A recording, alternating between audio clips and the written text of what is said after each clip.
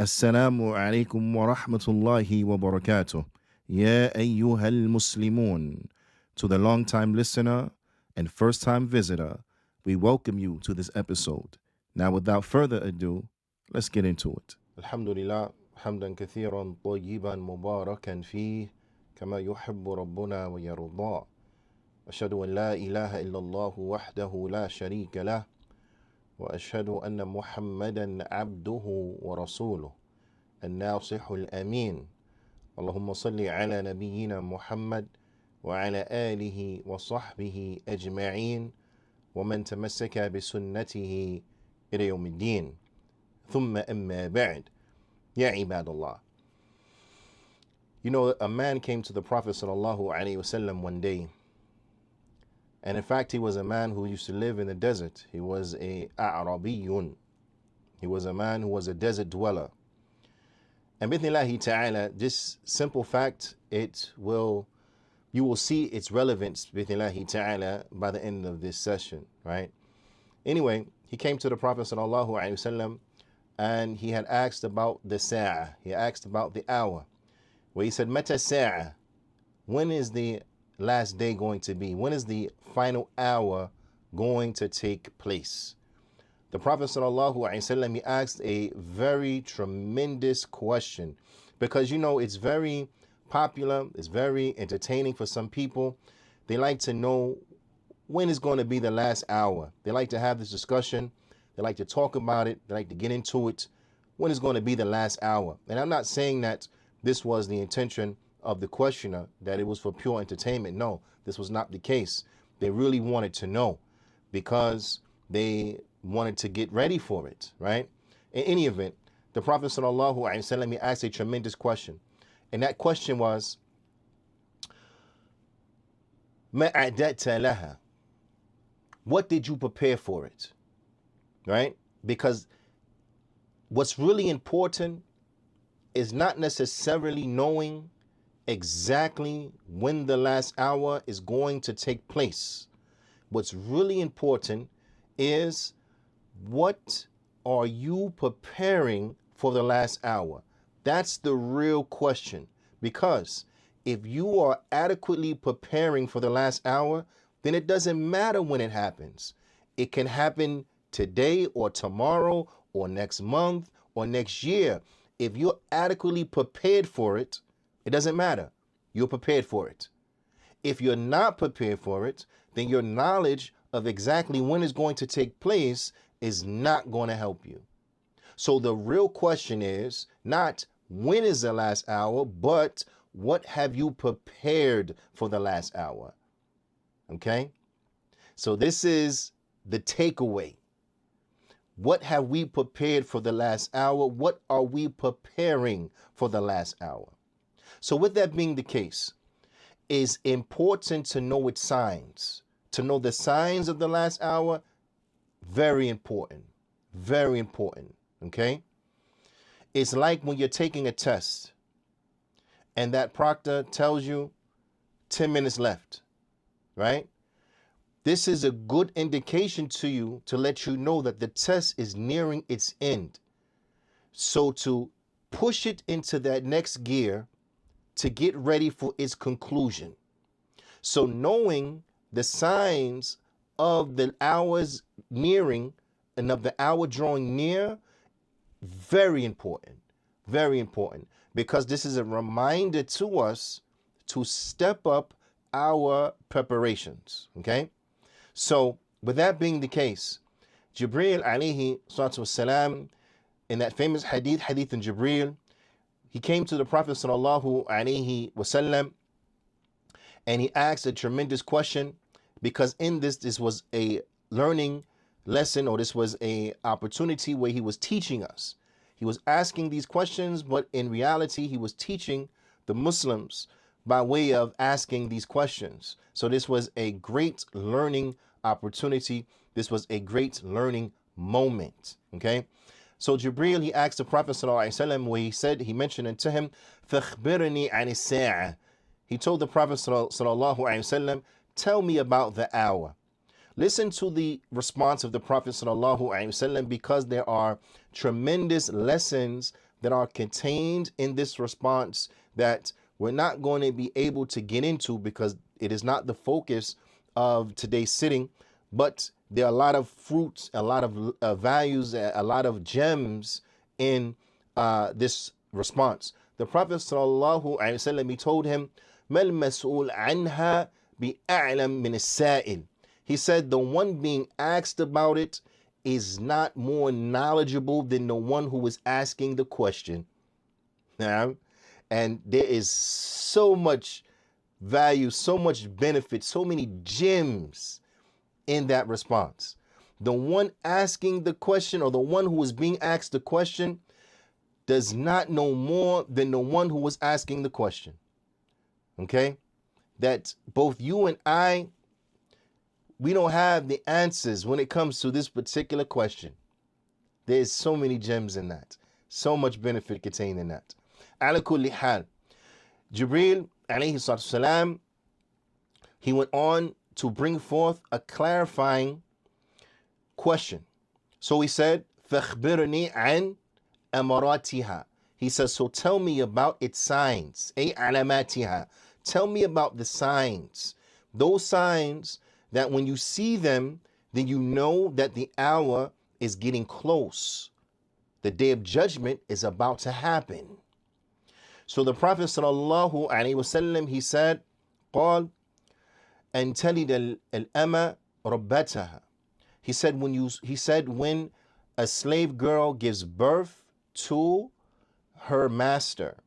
When a slave girl gives birth to her master. Now, in this context, and more literally, it means when she gives birth to a daughter who is subsequently her master.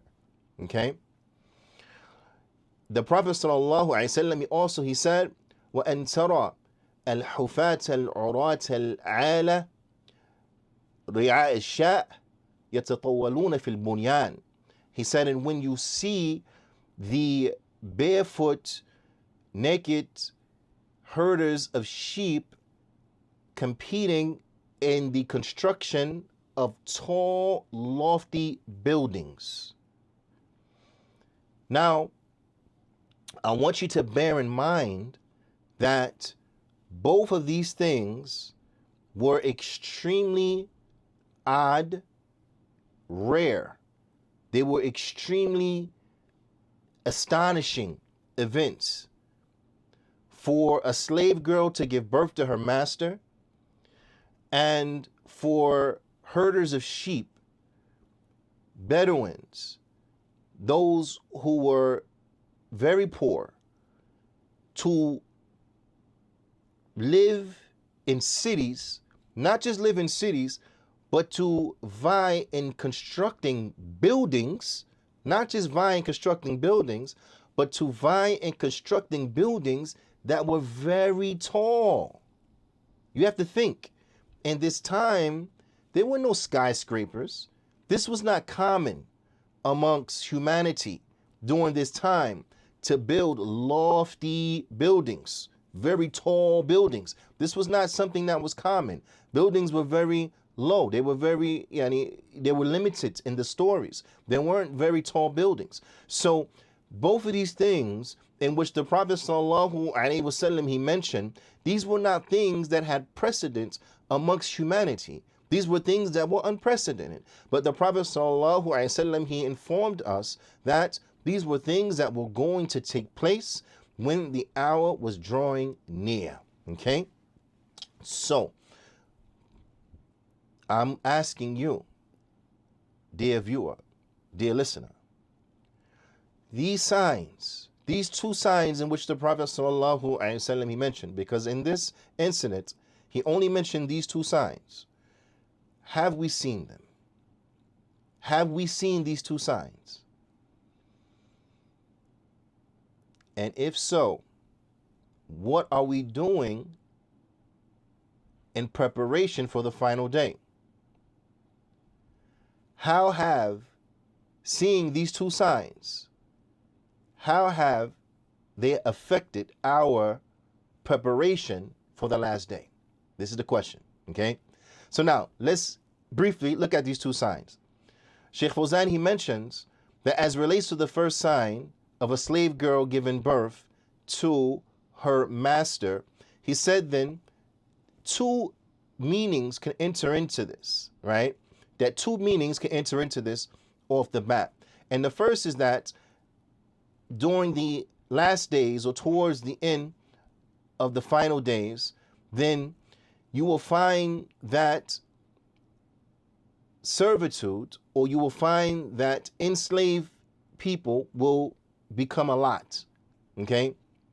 That this will be something that will become a lot. There'll be a lot of concubines during the last days, or in the last times. There'll be a lot of concubines. There'll be a lot of people who will be enslaved, a lot of women who will be enslaved. Now, in traditional slavery, when a person is enslaved, their children do not inherit that status of slavery. Their children are born free. So if a woman is enslaved and she has a child, then that child is born free. So if she's enslaved, a woman's enslaved, and she has a child, that child being from the person who is her owner, then the child is free, because it follows after what the father, who is the owner of the slave. Okay? So you will find that this system of slavery, we're not talking about chattel slavery that the Europeans, they practice. We're not talking about that type of slavery. Although that could have some reflection into slavery becoming widespread. In any event, you will find that a person will be enslaved, a woman will be enslaved. She will have a baby from her master, and then that child will subsequently become her master. This will be something that will happen in abundance. Okay? Now, if we go back through the annals of history, when we go back through the concubines that existed throughout Europe, throughout Asia, so on and so forth, then we find that this was something that we already saw that it happened. That women, they will have children. They will be part of a concubine. They will have children from their masters, and their children will subsequently be their masters. This has already happened. Sheikh Fawzan, he mentions, he says there's also another meaning that enters into this. And that other meaning is that وَأَنَّهُ يَكْثُرُ الْعُقُوقِ فِي آخِرِ الزَّمَانِ, that there will be an increasement in disrespect and a lack of obedience on behalf of the children for their parents. That children will be unruly, extremely disrespectful to their parents, to the point that the child will be the one who rules the parent. That this will become commonplace in the last days. Now, this is something that, especially living here in the West, that has become very common, that we see very often. So you find the child talking to the parent as if they're the parent. The child bossing the parent around. The child telling the parent when it's time to go. The child telling the parent what time it is. This is commonplace. So these things are going to increase. Whereas you find that in antiquity, this was not the case. The children respected the parents. The parent was the parent. The child was the child. Nowadays, we know this has flipped on top of its head. The children, in many cases, have more leverage over the parents, where the parent has to watch how they speak to their child. The parent has to watch how they reprimand the child. The child call the cops on the parent. The child can go to the courts and to petition to emancipate themselves from the parent, so on and so forth. We live in times that everything that is traditional is being flipped on top of its head. So these things have become normal. Whereas in a time when the Prophet ﷺ, when he was saying this, This was not something that was normal at all. Something that was even more so out of the question, not normal, had no precedent, was the fact that you find people who were dwellers of the desert, who were nomads, Bedouins, that they would become of individuals who will start to compete in the building of big buildings. So the Prophet ﷺ, he said, "An tura al-hufat al-urat al-ala ri'a al-sha' yatatawwaluna fil bunyan." When you find the people who are barefoot, who are naked, meaning that they have very little clothes, or they're not concerned with their clothes, or they're very modestly clad, right? And this is due to their poverty. This is due because of their poor. They don't have money to afford it, right? And the like. They are the herders of animal, the herders of livestock, and then they start to build buildings. Now, in order for them to go from this to that, this requires a lot of things that have to change.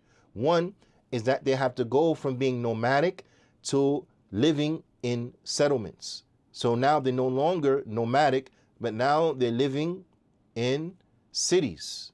So they have left their nomadic lifestyle. That's a change. That's a change. Have we seen people who were traditionally nomadic leave the nomadic lifestyle and now settle in cities? We have seen this. This has happened, okay?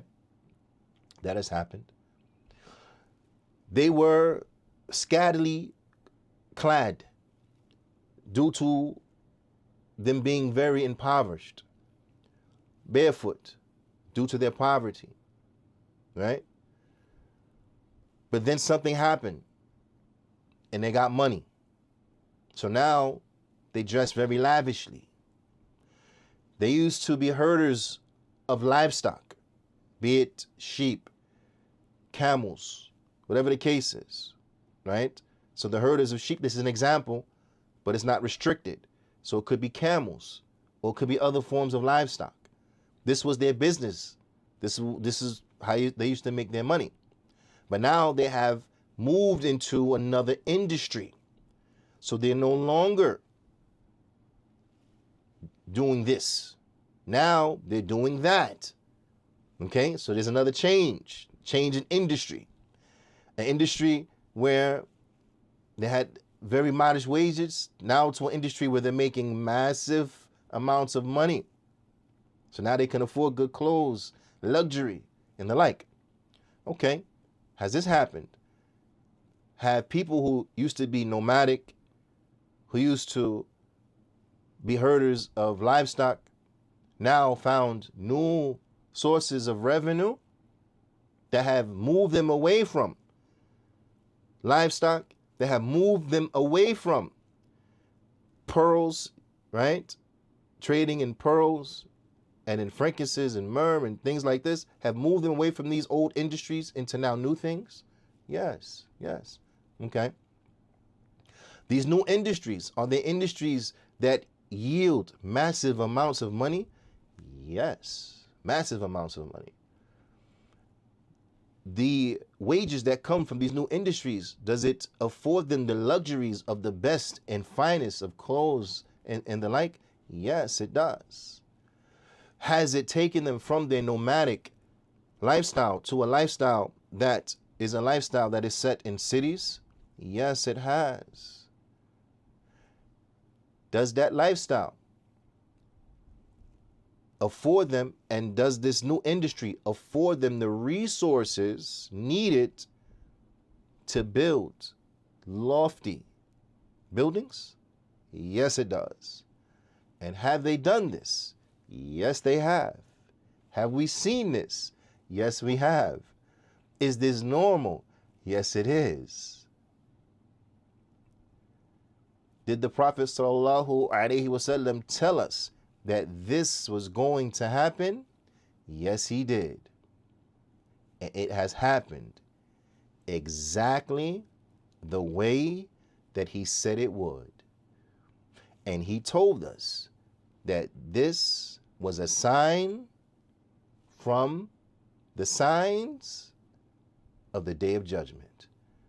That when we see these things, the day of judgment is getting close. So just like the Prophet ﷺ, he told that Bedouin who all of those hundreds and hundreds of years later, those who used to be like him now will be those who will be these ones who are competing in the building of tall, lofty buildings. What have you prepared for it? This is the question that we have to ask ourselves. Now that we have seen these signs in which the Prophet ﷺ, he has mentioned to us, what have we prepared for it? إلا اللقاء استودعكم الله والسلام عليكم ورحمة الله وبركاته.